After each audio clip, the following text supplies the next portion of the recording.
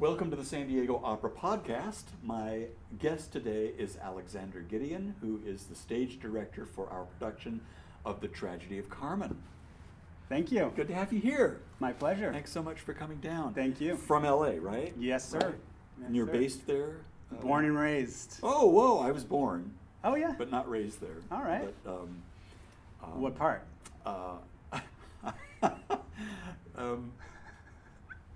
I was born at Doctors. I can't believe I'm telling you this. Come on. Doctors Hospital. We raised in Hawthorne, but Oh, only okay. for the first 2 years of my Okay. life, and then we came to North San Diego County. But enough about me. Yeah. No, this is your turn to get interviewed. Let's talk about you. All right, fine. This the Tragedy of Carmen. Yeah. I want to start off stressing the fact this is not Carmen. This is not Carmen. But it is Carmen. Right. So it's a really interesting hybrid. Also a little bit more personal history. When I was in New York working on a degree, it was the mid-'80s, and that's when this opened in New York. Mm-hmm. You could not get a ticket. You could not get a ticket. So I've was heard. really, really hot. Yeah. But I haven't had the opportunity to see it. Yeah. It's Peter Brook's very specific vision of the opera. Yeah. So it uses some of the music. Yes. It's a rearrangement by a composer named Marius Constant. Okay. And the story is essentially the same, except everything is pared down to those four main characters. Yeah, Is the that right? story is very essentially the same. Uh-huh.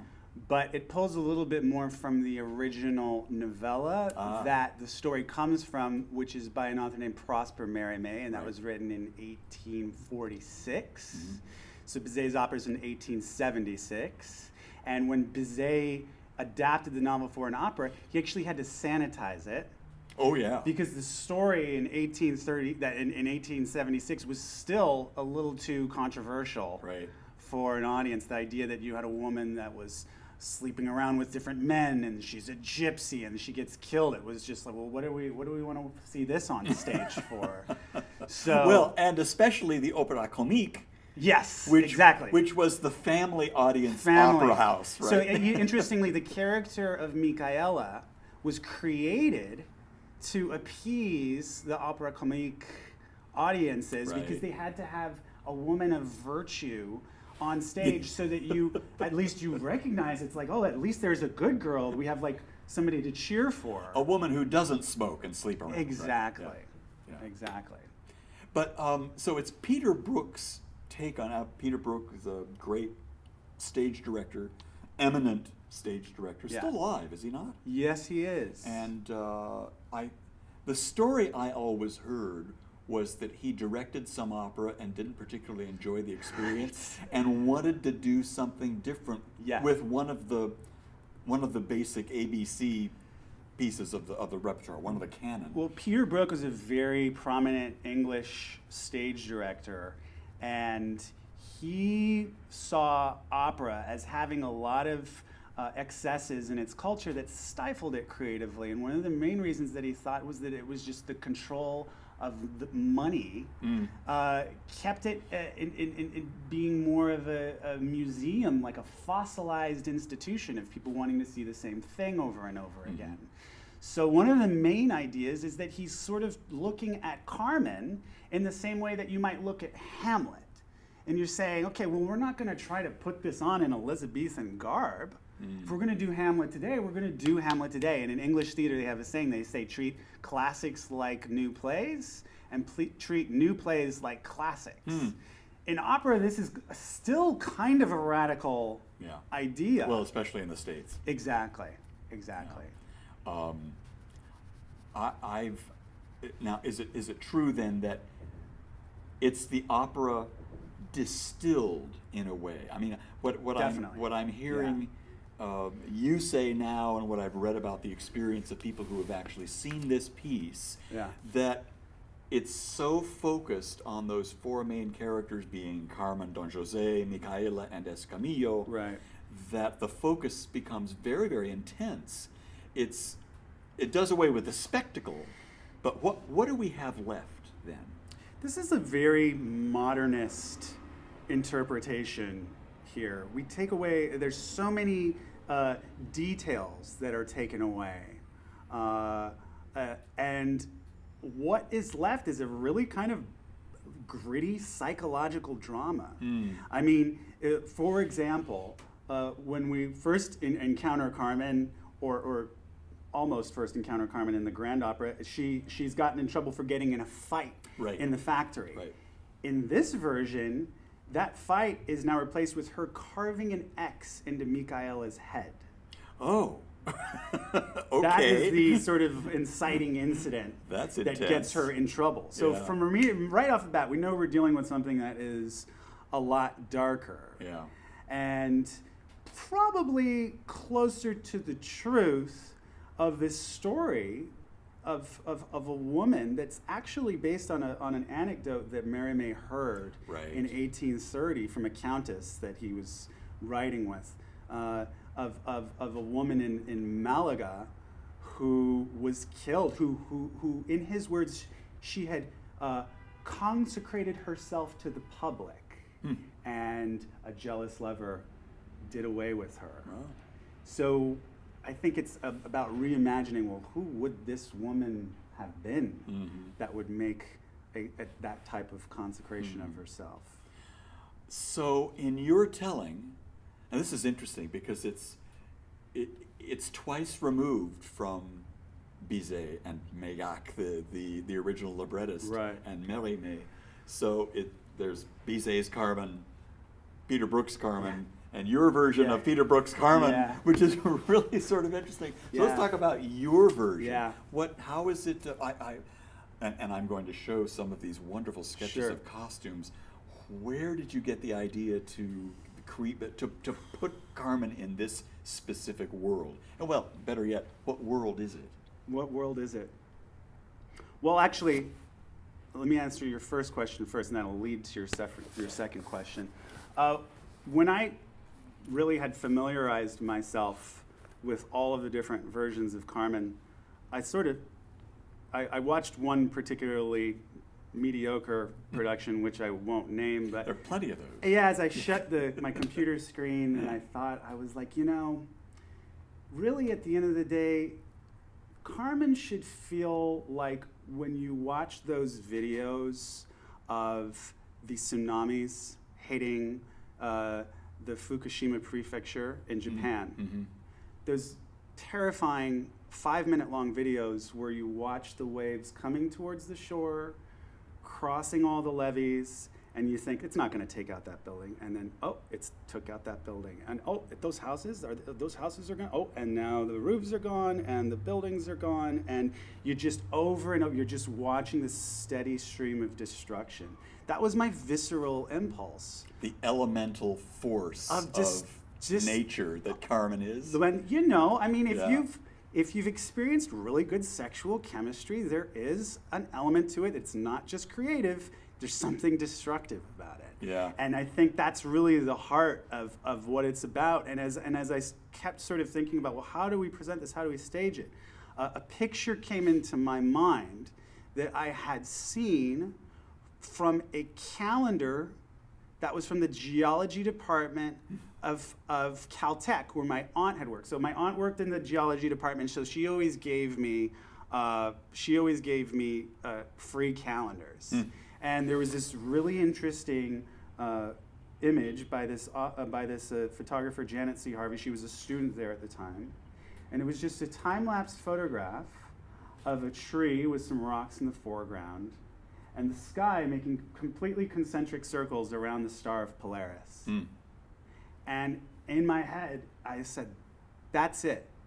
There's something in there. There's something about creation in there. And I just followed this thread through. And what I became interested in is what striations in the sky and in the ground look like. And the striation becoming a symbol of destruction. So in the same way that after a woman has given birth, there are stretch marks or striations in the body as evidence of the trauma that was inflicted in order to create. In the same way, this evidence of destruction everywhere, of this evidence of trauma that we live with every day.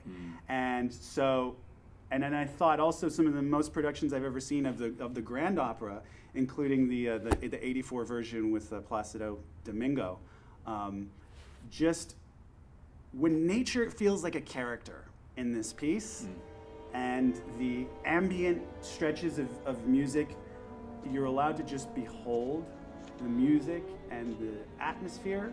To me, those are the most successful pieces, because then we're in an environment that's appetizing and alluring, and that was part of Merimee's original novella, was that you were reading this story about like tantalizing, salacious affairs happening in Spain, which was like the other side of the world. That was like, and all Europe got sucked in Right. to that novella.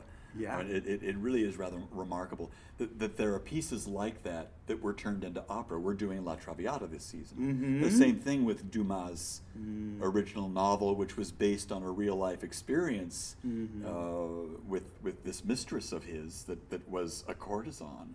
And it was just this big shocker that sucked all of Europe in, Yeah, right? right. And so everybody wanted to, like, they turned it into a play. Verdi goes, oh, that's got to be my next opera. And the same thing with Carmen, that the powers that be in the opera house were a little like, oh my God, I don't know whether we want to go there. But Bizet himself goes there.